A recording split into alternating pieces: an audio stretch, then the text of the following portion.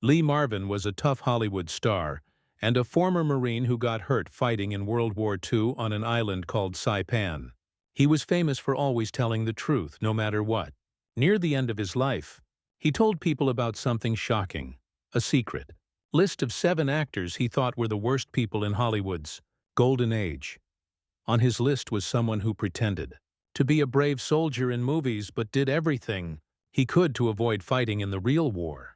Another guy bragged about being with more than 1,000 women and treated them like toys. There was even a famous actor known for being loyal and loving, but he actually cheated on his wife and forced a girlfriend to get an illegal abortion. So who were these 7 people? And why did Lee Marvin wait until he was dying to tell everyone about them? In the 1940s, when America was fighting in World War II, newspapers were full of pictures showing young men standing in line in New York and Los Angeles to join the military. James Stewart left his famous acting career to fly bomber planes for the U.S. Air Force. Clark Gable joined up after his wife, Carol Lombard, died in a plane crash while she was raising money for the military. Even Henry Fonda put on a Navy uniform and left his movie studio behind. But while other Hollywood stars gave everything to help win the war, John Wayne chose a different path. He found every excuse he could think of not to go fight. Papers released by the Los Angeles Times in 1943 showed that Wayne asked many times to be excused from the military. He said his family needed him and that he couldn't stop his acting career. Republic Pictures, the movie studio that had a contract with Wayne, quietly tried to convince the government to let him stay home. Harold Stone, who worked at the studio, remembered seeing a message sent to the War Department that basically said, "If John Wayne has to join the military, the studio will lose millions of dollars." What made people most angry was how Wayne used the war to make himself look better.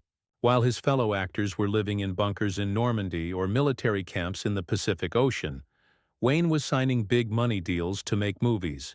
The movie Stagecoach had made him a star, but war movies turned him into America's favorite hero. Movies like Flying Tigers in 1942 and Back to Bataan in 1945 showed him as a brave soldier, even though he never actually went to any battlefield. Lee Marvin, who got shot at Saipan, thought this was a terrible betrayal. In 1965, he talked to a New York Times reporter named Michael O'Connor and said, "I saw Wayne wearing a uniform on the movie screen, and it made me so angry. I was in a Navy hospital for over a year with a bullet wound while he became the nation's hero. I can't respect a man like that. Wayne wasn't just bad for avoiding the war. He was also known for saying terrible things that divided people."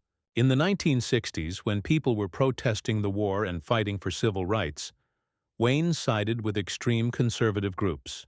In a 1971 interview with Playboy magazine, he said that Native Americans couldn't keep their land, so white people had the right to take it. He also said he didn't think African Americans were ready to be treated as equals. These words made people furious, and even his co-workers didn't want to be around him. Wayne also caused problems on movie sets. In 1956, while filming The Searchers, a Mexican actress named Dolores Del Rio said he often made fun of her heritage using mean words. A critic named Richard Schickel later wrote in Time magazine that Wayne would pressure young actresses to sign unfair contracts and threaten to cut their roles if they didn't agree. Another disturbing story happened during The Conqueror in 1956. Even though people warned him about filming in Utah near a place where nuclear bombs were tested, Wayne pushed ahead anyway. Years later, dozens of people who worked on that movie got cancer, including Wayne himself. Many people believed he knew about the dangers but kept quiet to protect the movie from being stopped. From dodging military service and making money off the war to saying racist things, Wayne's real life was very different from the hero characters he played in movies. To Marvin, he was a fake who made himself look good while hurting others. In the mid-1940s, just after America finished fighting World War II, a music craze took over. On stages from New York to Chicago, a warm voice and piercing blue eyes made crowds of young women scream and faint. People called it Sinatra mania. But behind his charming image, there were shadows of powerful Italian-American mafia bosses who used Sinatra's fame to hide their illegal money, smuggling, and control over Hollywood. Sinatra was closely connected with famous mob bosses like Lucky Luciano, Sam Giancana, and Carlo Gambino. At that time, Las Vegas was becoming a big gambling city. The mob put their money into hotels and casinos, and they needed a famous star to bring in regular middle-class Americans. Sinatra was perfect for the job. Through his shows at the Sands Hotel or the Tropicana, millions of dollars were secretly moved around. A secret FBI report from 1977 that was later made public showed how envelopes stuffed with cash were given to Sinatra after his performances, then sent back into Giancana's bank accounts. He wasn't just helping to hide what they were doing, he was supposedly part of it directly. In 1952, Italian police found suitcases full of illegal stuff that had been flown on Sinatra's private jet, labeled as musical instruments. A young singer named Joey Russo got caught in the plan and was arrested. His career was destroyed. But Sinatra got away because mafia lawyers got him a fake diplomatic pass. Russo disappeared from the music business completely, while Sinatra kept performing at Madison Square Garden like nothing had happened. His personal life was just as messy. His marriage to Ava Gardner, which everyone thought was perfect, was actually full of violence and jealousy. In 1953 at the Beverly Hills Hotel, Sinatra threw a bottle at the wall after seeing Gardner talking to a director named John Huston. A waiter later told the Los Angeles Herald-Examiner, Ava was crying while Frank was shouting that he'd ruin the career of anyone who took her away. Gardner later admitted in her diary that she lived in constant fear when he got angry. There were also rumors that Sinatra pressured a young actress into getting an abortion. A journalist named Shirley D'Angelo hinted at this in a 1964 article in Variety magazine, talking about a promising young actress whose future was destroyed after getting involved with Frank. Her name was kept secret, but many people believe she had been working for MGM Studios before she vanished from Hollywood. Sinatra's temper also got him in trouble with reporters. In 1957 at the Fontainebleau Hotel in Miami, he slapped a reporter from the Miami Herald for asking about his connections to the mafia. Even though lots of people heard about it, the story was quickly buried because the mob put pressure on newspapers. People who worked with him said they tried to avoid him, not because he wasn't talented, but because he disrupted movie productions by showing up late, leaving early, and forcing everyone else to work around his schedule. Lee Marvin hated this kind of arrogance. At a Palm Springs party in 1966, Sinatra showed up almost 2 hours late, stayed for only 15 minutes, then left. Marvin muttered to a friend, "He lives off the shadows behind him, not his voice. I'll never respect a man like that." Sinatra's secrets showed how Hollywood during its golden age wasn't just shaped by talent, but also by mafia bosses pulling strings behind the scenes. A beautiful voice could erase any wrongdoing, while victims just disappeared into silence. In the 1950s, when Hollywood was looking for a handsome actor to compete with Marlon Brando and James Dean, Tony Curtis burst onto the scene. With his striking good looks, perfect body, and dazzling smile, Curtis was called Hollywood's prince. Studios treated him like a money-making machine, and the press called him someone who could charm anyone with just a look. But behind all the glamour was a life full of scandals that Lee Marvin mockingly called a walking doll. Curtis openly bragged that he had been with over 1,000 women.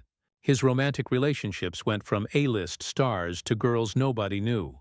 His first marriage to Janet Leigh seemed like a dream, and the couple were called Hollywood's golden pair.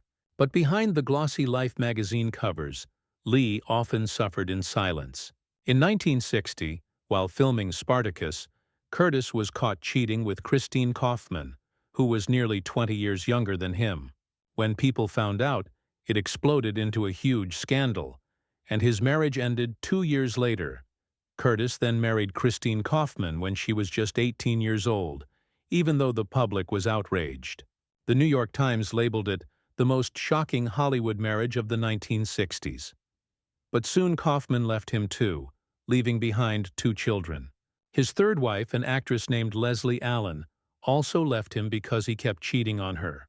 By the 1970s, there were rumors everywhere that Curtis was trading movie roles for romantic relationships with young women, and this ruined many up-and-coming careers. One of the most scandalous stories happened in 1982 in Las Vegas. The Chicago Tribune reported that Curtis, who was in his 50s, had been with an 18-year-old actress. People were outraged, but Curtis escaped any consequences because he had powerful lawyers and secret connections. The girl disappeared from Hollywood soon after that. Curtis also got deeply into drugs and alcohol. In the 1970s, during the disco party scene with lots of alcohol and drugs, he was always hanging around on Sunset Strip. In 1974, the crew filming Lepke had to stop production for 3 days because Curtis disappeared on a drunken binge in New York. Someone from the crew told the Los Angeles Times that he came to the set looking beaten up, forgetting his lines, and unable to stand up straight. But the studios protected him as long as he could still sell movie tickets. Later in life, he got very sick. Curtis developed a chronic lung disease, looked weak and frail, and had to carry an oxygen tank everywhere. Pictures of him in Las Vegas showed no trace of the gorgeous idol he used to be. Yet rumors continued that he was still chasing women decades younger than him, making his reputation even worse. Lee Marvin despised Curtis's show-off attitude. At a Beverly Hills party, when Curtis was bragging about all his romantic conquests, Marvin sneered, "He's just a product of Hollywood, shiny on the outside, empty on the inside." The two even had a public fight in 1968 at a charity event. Curtis arrived drunk and late. Marvin got so angry he stormed out, later telling Variety magazine, "I can't share a stage with someone who treats the audience like a joke." To Marvin, Tony Curtis represented everything wrong with Hollywood. A place where good looks could hide cheating and drug addiction was ignored as long as movies made money at the box office. One of Hollywood's most famous fights in the 1960s didn't happen on a movie set, but at a charity gala in Los Angeles in 1964.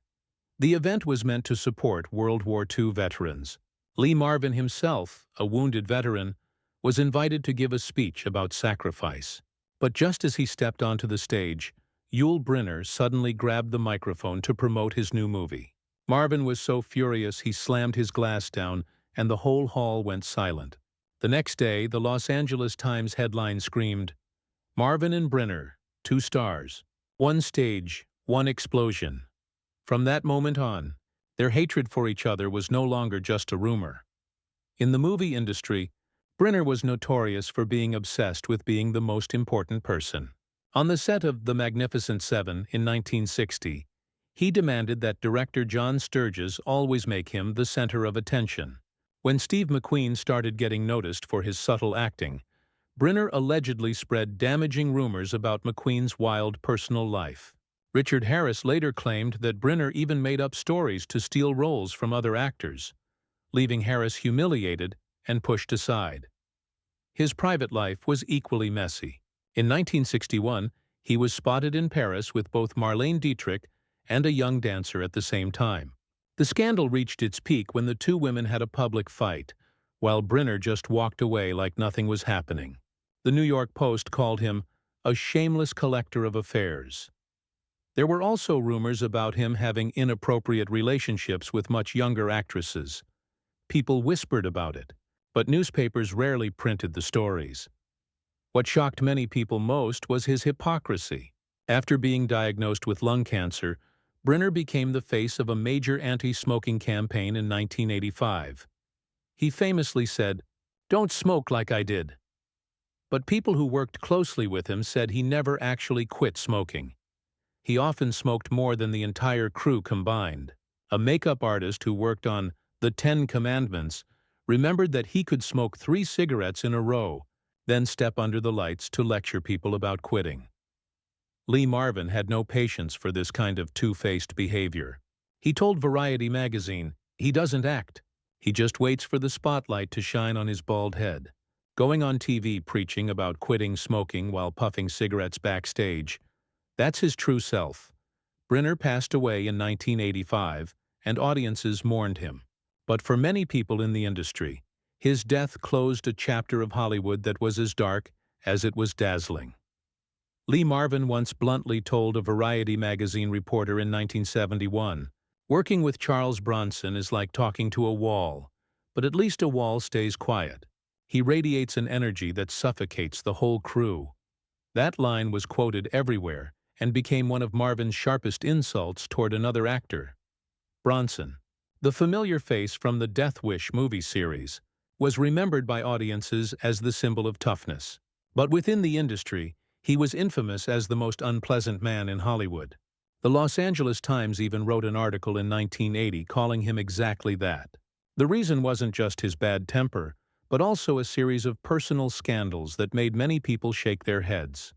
It started with his marriage. Bronson married actress Jill Ireland in 1968, and at first the press called them Hollywood's Iron Couple. But the reality was very different. Ireland later revealed in a private conversation with Michael Caine that Bronson was obsessively jealous, watching every phone call she made and everywhere she went. Neighbors in Bel Air often heard shouting and the sound of things being smashed. Rumors said that Ireland was even slapped by Bronson at a Beverly Hills party just for smiling at another man. Their bitter relationship ended in a loud divorce that the press described as a battle scene worthy of one of Bronson's action films. On movie sets, his temper scared the crew. During the filming of The Dirty Dozen in 1967, Bronson once threatened to hit a lighting technician who accidentally moved a spotlight wrong. A crew member told The Hollywood Reporter that he grabbed the man by the collar and said, "Only the light is allowed to shine on me, no one else." Bronson was also accused of being prejudiced. In 1974, while filming Breakout, he reportedly refused to act with a Mexican actor, saying, "The audience comes to see me, not them." The New York Post published what he said, which made the Latin community outraged, but Bronson didn't seem to care at all. When it came to politics, Bronson also stirred up criticism. In the 1970s, when anti-war protests were growing, he publicly supported using strong military force. He even said at a Chicago press conference, "We need an iron hand to restore order, not weak chanting in the streets."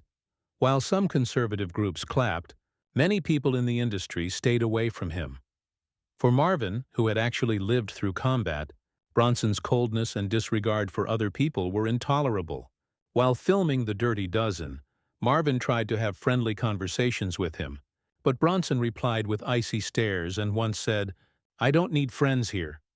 From then on, Marvin saw him as having no soul and often criticized him openly. One director told CBS Evening News, "Bronson doesn't need to shout or smash things. He just sits still, and the whole crew feels choked by pressure." That chilling aura, combined with his stormy private life, made Bronson a figure not only Marvin, but much of Hollywood watched warily. On the night of September 1, 1948, Los Angeles police raided 8443 Ridpath Drive in Laurel Canyon, a house notorious for all-night parties. Inside, Robert Mitchum, who was one of Hollywood's brightest rising stars at the time, was caught alongside actress Lila Leeds and two other men. The next morning, newspapers exploded with the story. The Los Angeles Times front page showed Mitchum being led away with his head down, still holding a cigarette. It was called Hollywood's first major scandal of this kind because at the time, movies were still seen as pure and wholesome. Mitchum had just broken through with Out of the Past in 1947. Everyone expected him to become America's post-war masculine hero. His arrest shocked the whole nation. The New York Daily News called it a betrayal of a hero, while Time magazine wrote, "If Mitchum can fall, then Hollywood is no longer sacred." Mitchum was sentenced to 60 days in Los Angeles County Jail. Photos of him wearing prison clothes and eating with other inmates burned into the public's memory. Even though RKO Studios tried to rebuild his image by calling him a victim of a morality witch hunt, the stain never went away. It marked Hollywood's first high-profile scandal of its kind, revealing the darker realities behind the silver screen. Beyond that arrest, Mitchum was infamous for his drinking. He often showed up on movie sets drunk. During River of No Return in 1954, director Otto Preminger had to stop filming over and over because Mitchum would fall asleep in front of the camera. People who worked with him said he could drink 2 bottles of whiskey before filming. Variety magazine in 1955 described him as an actor fueled more by alcohol than by his script. His careless attitude made directors furious. On Not as a Stranger in 1955, while working alongside Marvin, he mocked director Stanley Kramer by calling him a moral teacher. Marvin, who took acting seriously, felt insulted watching Mitchum treat filmmaking like a joke. The two clashed, and Marvin publicly called Mitchum lazy and disrespectful toward audiences. Mitchum's words off-screen also caused backlash. In a 1969 Esquire magazine interview, he made insulting remarks toward minorities and mocked the civil rights movements. The comments were quickly edited before the magazine was printed, but the damage was already done.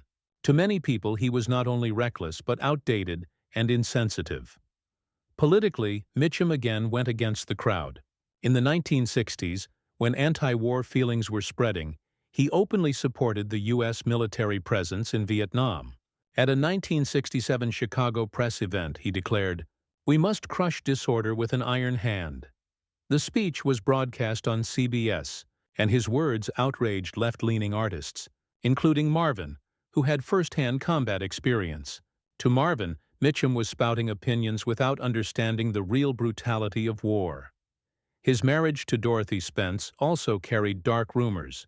Hollywood Confidential magazine hinted at domestic problems, though studios suppressed the stories. Publicly, he was painted as rebellious yet charming, but behind the curtain lay alcohol, chaos, and loss of control. Marvin's verdict was biting. A soldier never falls asleep in battle. An actor shouldn't fall asleep on set. But for Mitchum, it was routine.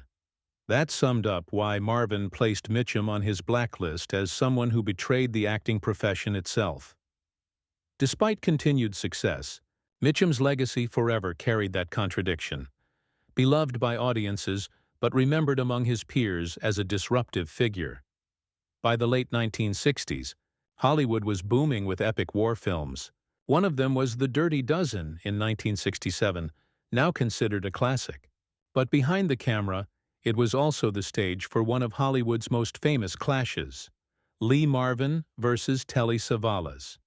From the very start of filming in England, Savalas annoyed the crew with his strange demands. He insisted that the lighting be adjusted so his bald head would gleam perfectly. According to The Hollywood Reporter in 1967, the crew lost nearly 40 minutes every single morning just to accommodate him. He also demanded that camera angles favor his face even in scenes that were meant for other actors. When people reminded him to be fair, he snapped, "The audience pays to see me, not nobodies." His vanity extended beyond the movie set. At London's Dorchester Hotel, he often threw parties and insisted that staff call him Mr. Kojak, even before the Kojak TV series existed. A waiter told the Daily Mail, "He walked in like a king, and we were all just servants in his play." At home, his ego caused damage. In a 1974 Los Angeles Times interview, his ex-wife revealed that he controlled even the smallest details, from what meals they ate to how their children greeted friends. She bitterly remarked, "We didn't live as a family, but as unwilling spectators in his endless show." Tensions with Marvin reached a boiling point during a barracks scene in The Dirty Dozen. Savalas deliberately stepped into a camera angle that was reserved for Marvin, stealing the close-up shot. Furious, Marvin stormed off the set, shouting, "This is a war film, not a contest for who shines the most." Filming stopped completely, and security was added to prevent a physical fight between the two. Savalas's clashes weren't limited to Marvin. On Kojak in 1973, he often forced script rewrites to give his character more heroic speeches and grand rescues. A writer told Variety magazine, "He didn't care about the story, only whether he looked impressive enough."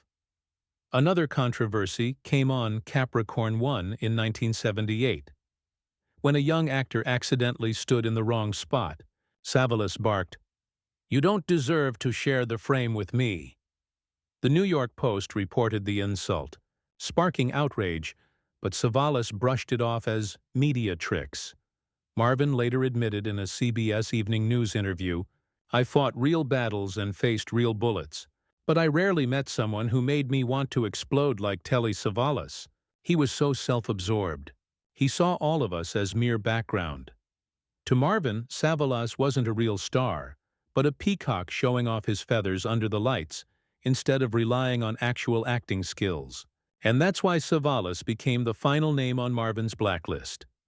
Hollywood's golden age is always remembered as the land of legends.